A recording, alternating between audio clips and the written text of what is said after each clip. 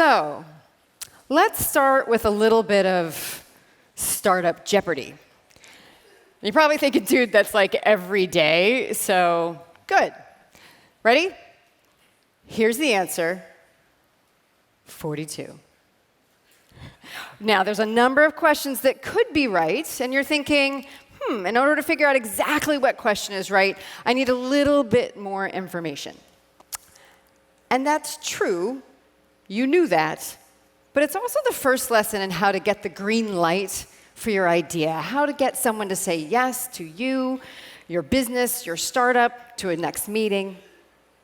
People need information. And you knew that already, too. But what they really need to hear is the reason why your idea, your business is the right answer. But it's not just any case that you need to build.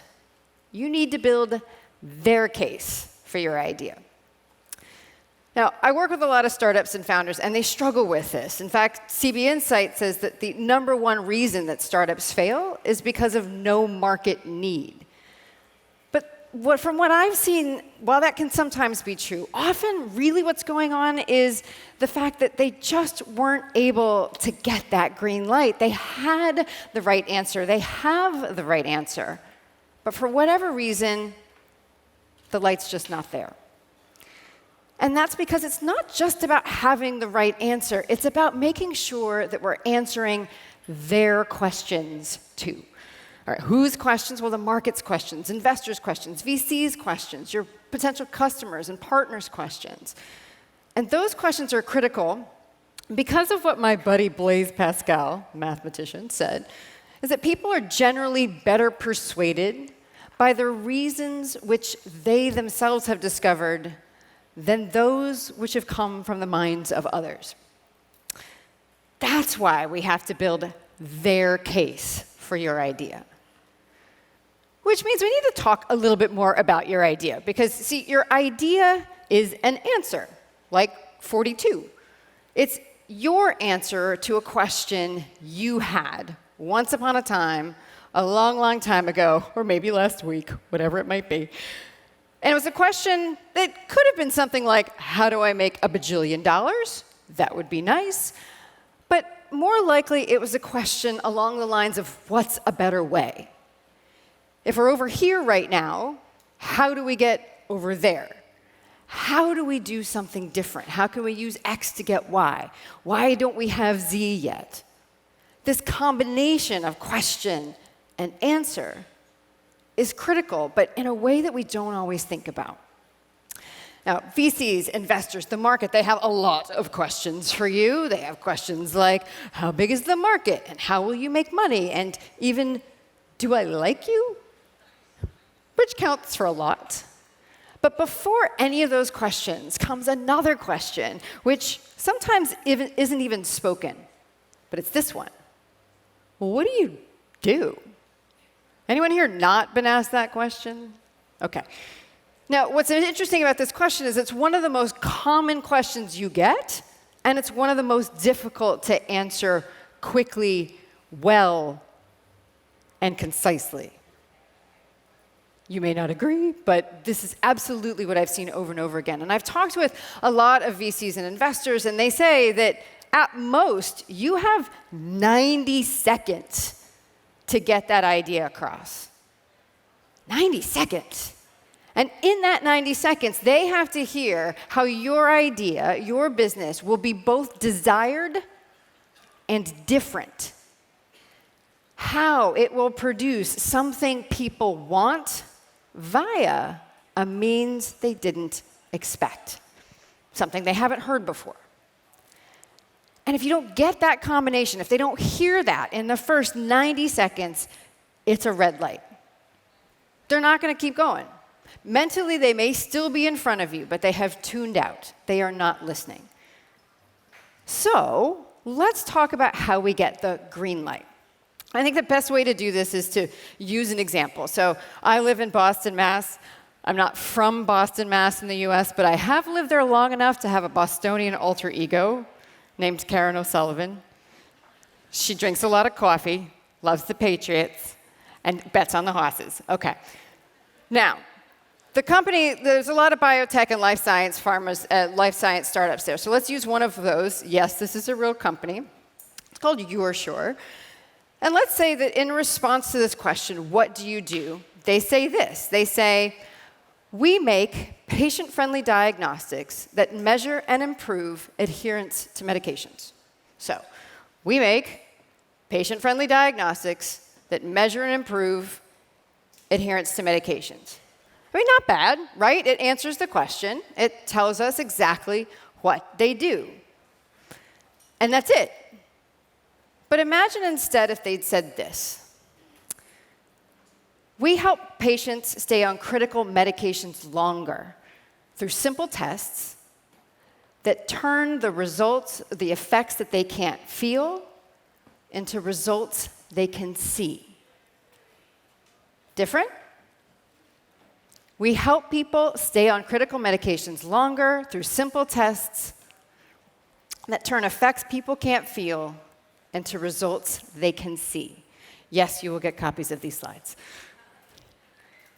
So you see that both answer the question, but one of them invites another one.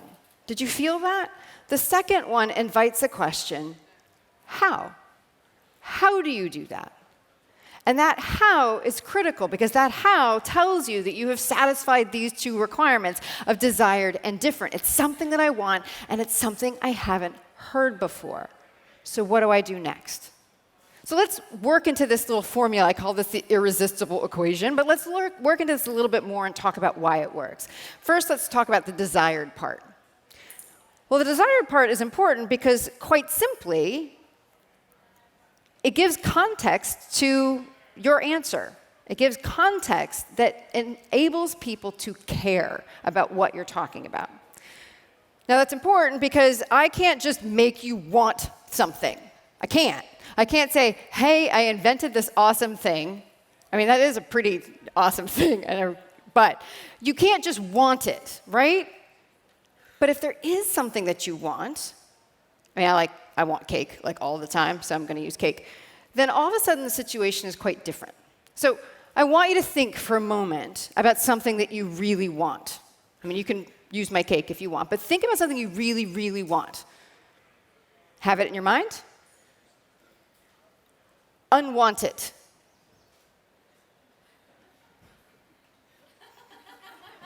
Did it work? No. And this is key. This is why starting with something somebody else wants is so important. Because people don't readily unwant a thing that they want. So if you start with something that they want, you've already got just the hint of that green light started. So let's go back to these two examples. First one, what could we want here? Well, we're given two options, really. We're given thunder. We're given patient-friendly diagnostics. Okay. Yay. Or adherence to medications. Now, if I'm a doctor, this might, A, make sense, and B, be of interest to me. But if not, there's nothing more for me to want there, because I don't know whether or not I want patient-friendly diagnostics. And if I don't know what adherence to medication means, I'm also out of luck. No light at all. So let's look at the second one. So you see here, we've actually led with help people stay on critical medications longer. And I don't have to be a doctor to want that. I don't have to be even just a patient to want that. I can be a human and say, there's medications people need. If they don't stay on them, that's a problem. How do we solve it? See, that one, even in just the order, flips and invites that next question, how? And this is where the different piece comes in. Because we need to give them that answer. We need to say, we make tests. People need to hear that right away, that they understand exactly what you do. But this is where we can make it different. Because by going the next step, by saying, these simple tests turn effects people can't feel, I always get this backwards, into results they can see, now that's something else. Now, I do have a want. Now, I told you I couldn't make you want something. That wasn't exactly true, because there is one kind of want you always can create, and that is the want to know more. Now, that has a name. It's called a curiosity gap, and it's created the moment that there's a gap between something somebody knows and something that they want to know. And the minute that you do that, the minute that you can create that in the minds of the person listening to you, you have gotten the green light to go further. Green light to make the case for your idea. But again, not just any case. Now, here's why. Because you're an expert. You're an expert in your idea. In fact, you're so much of an expert in your idea that you have forgotten in a lot of times, in a lot of cases, that question that you were asking to begin with. In fact, it started to fade from your memory. Which means when someone asks you, what do? More often than not, you're answering from the other side. You're answering from the expert side. You're leading with the answer, like leading with 42. And instead of saying, what's a better way, which is the question they're asking over here, you end up saying, well, we're the better way. Invest, buy, do the things. But that's not how it works. Because this didn't work. Because you still don't know what the right question and answer combination is. And the gods agree. So let's go back again. We make patient-friendly diagnostics that measure and improve adherence to medications. Do you see how that's been answered from the answer side of the question, on the expert side? Even by leading with, we make patient-friendly diagnostics, rather than we improve adherence to medications, which is the thing that the person over here would want to hear first. Just even that flip would make this go from red light to something different. So what we need to do is we need to go back over to the other side. We need to go back to the questions we were asking in the very beginning when you came up with these ideas in the first place. And then we need to make the connection to the other side. We need to ask these people not to take a huge leap and just trust us that we have the right answer, but to create that connection so that, like a circuit, we close it, and all of a sudden that green light goes on. So what do we use to close the circuit? Well, let's go back to 42, because there was something specific that would help you get the right answer here, right? What would help us get the right answer the right answer in the form of a question to this answer? The category. So if I said the category was retired baseball jersey numbers, the question would be, who is Jackie Robinson? I'd get this one right. I would not get this next one right, because the category could also be other names for games. Anyone? Anyone? Yeah, I didn't get this one either. Dominoes. What is dominoes? Or, if you're in a more reflective mood, or perhaps just a big old fan of science fiction and Douglas Adams, and the category was existential questions, and the answer was 42, then the correct question would be, all together now, exactly, what is the ultimate answer to life, universe, and everything? Do you see that we need that extra thing in order for the question and the answer to make sense? That connection, in this case the category, is critical, because that connection creates action. It lets us answer. It lets us say yes. But when it comes to you and your idea, it's not the category that matters. It's that case. It's that mental line of argument that goes from question to answer. Now, the Swedish have a name for this. They call this the red thread. It's named after how Theseus found his way in and out of the Minotaur's labyrinth. But it describes exactly this concept of how you make something make sense, how you connect it. So when I'm working with folks like this, this is what we're doing. We're finding how do we create that line of argument from where you and they begin all the way over to your answer. So let's go back to You're Sure, and let's see how this would feel. So we'd start the same way. Think of it as the first slide of your pitch deck, where even when it's just your name up, you'd still say, we help people stay on critical medications longer through simple tests that turn effects people can't feel into results they can't see. And then you'd go on to say, Because patients all over the world suffer from diseases like HIV and even high cholesterol, where they can't feel them. And the problem is, we need to keep them on those medications. It's critical for them to stay on medications, both the patients and the providers. But they often can't feel the effects of the medication either. So they forget to take them, and they lose the protection they provide. Now, most approaches to this medication adherence rely on interviews with the patients, where they have to report whether or not they've taken the drug. But what patients recall versus what blood tests reveal are often far different. And the problem is even more that doctors don't get, thanks for the props. All right. Doctors don't get the answers to those, the results of those blood tests, until weeks later, when the patients are back out of the office and off their medication. So because seeing is believing, we decided to do something different. At YourSure, we make simple urine tests that allow patients and their doctors to see the results of the medication in their system while they're still in the office. We make the invisible visible instantly. Now that's 90 seconds. And in 90 seconds, and in plain English, without any of the science or any of the engineering, we have drawn that connection from a question that people want answered, how do we keep people on critical medications, to the answer, their test that they're developing, in this case specifically for HIV. So let's talk about why this works. So we talked about this piece already and how it sets up this question, how. But the first thing that we're doing is adding context to that. We're saying, okay, we're introducing the disease that we're treating, HIV, but we're connecting it to the audience by connecting it to something they experience as well.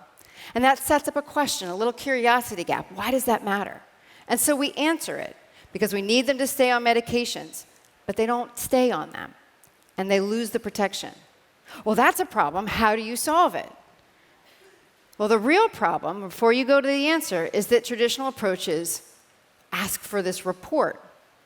And then this contrast between recall and reveal. And that recall, reveal contrast creates an understanding of the differentiation this company has in the market without introducing the competition at all. Sets up another question. Why does that matter? Again, before we answer that, we raise the stakes, because doctors don't get the results of those tests until weeks later, and people are back off the medication. Now, because we know they're not going to unwant what they want to know, how do we solve that? Simply, we use their reasoning to validate yours. Again, before you give the solution, remember my buddy Blaze? We're going to use something that we know they agree with. Since seeing is believing, they know that's true. That's their reason right now. We decided to do something different. What did you do? We developed a test. Let them see it while they're still in the office, and a line that they tell me they now use every day. We make the invisible visible instantly. And you see there's that green light to allow you to now go into the rest of your deck, the rest of your pitch, where you answer all of these other questions, because you've already answered the first one. Now, this was a super quick overview of this. So to make sure that you have a chance to find this, I'm in the mentor tent today from 1 to 2. And if you go to redthreadwebinar.com, I'm doing a free webinar, hour-long webinar on the 26th, totally free, to walk you through how to do this for your own startup, for your own piece. Because getting this green light is critical for you. Because your answer is way bigger than 42. It's an answer to questions that are out there that people need answers for. They need your answer for. So build their case. Find that red thread, get the green light, and best of luck in that next round. I'm Tamsen Webster. Thanks so much.